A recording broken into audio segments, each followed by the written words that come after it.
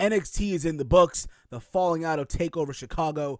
Why oh why did Tommaso Ciampa attack Johnny Gargano? We had an appearance from the new United Kingdom champion, Pete Dunne, and a return of No Way Jose. All that and more on tonight's Around the Point. And now you are watching Around the Point on YouTube.com. Here's your host, Heel Steven. Ladies and gentlemen, welcome to another episode of Around the Point, live here on my YouTube channel, youtube.com/Heel Steven. I'm your host, Peruvian Strong Style himself, back at it again. Now, I did say that I was going to start reviewing NXT's weekly shows on the WWE Network. And I am a man of my word. Here I am doing a review.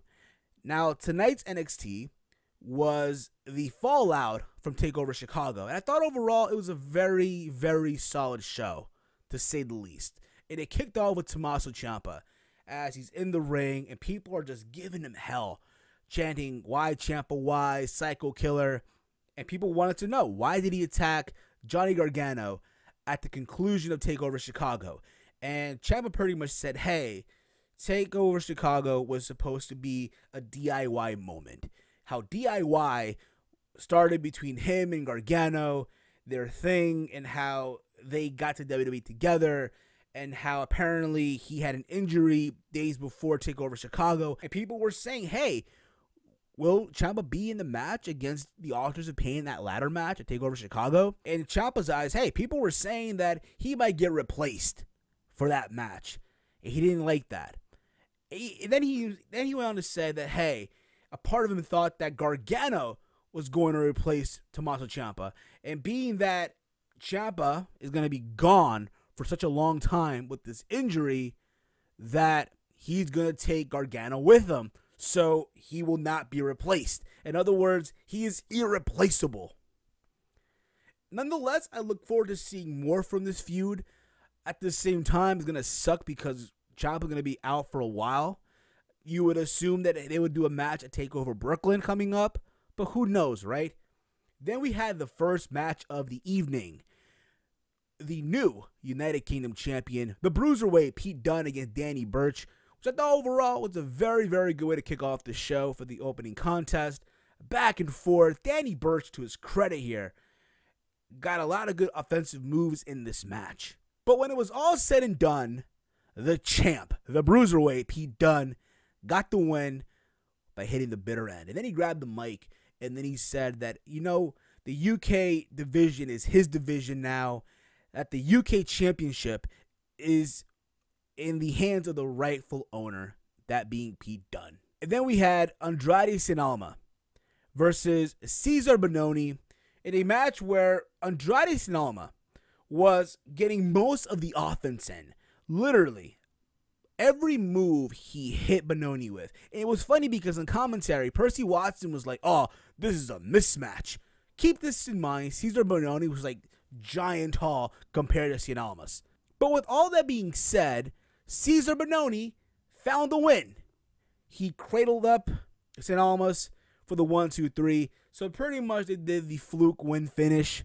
And normally when you lose a match, you're supposed to be mad, furious, pissed off that you lost. But no, Cien just brushed it off like nothing happened, went on with his life, and carried on. Then we had a backstage segment with the iconic duo, Peyton Royce and Billie Kay. They're at the Performance Center.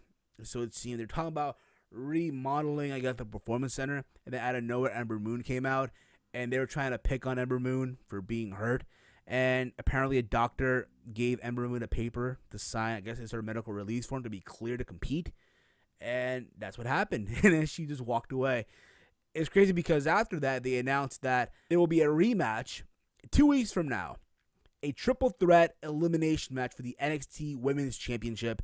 Asuka defending her championship against Ruby Riott and Nikki Cross. A part of me says that they're going to add Ember Moon to the match to make it a four-way. Then we had the main event of the evening, a tag team match, Roderick Strong, Cassius Ohno versus Eric Young and Alexander Wolf.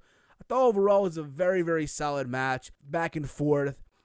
And just when you thought that, hey, Sanity was going to have the numbers game here, the advantage, out came No Way Jose to even everything out. And Roderick Strong ended up pinning Eric Young for the 1-2-3. That was NXT overall. Again, a very solid show. I hope that next week's show is a little better, to be honest here. But nonetheless, a solid show. Drop me your comment down below with your thoughts on the show overall. Did you enjoy it or not? Your thoughts on the rematch happening 2 weeks from now between Asuka, Ruby Riott, and Nikki Cross for the NXT Women's Championship. Do you see Ember Moon being added into the match? Let me know down below.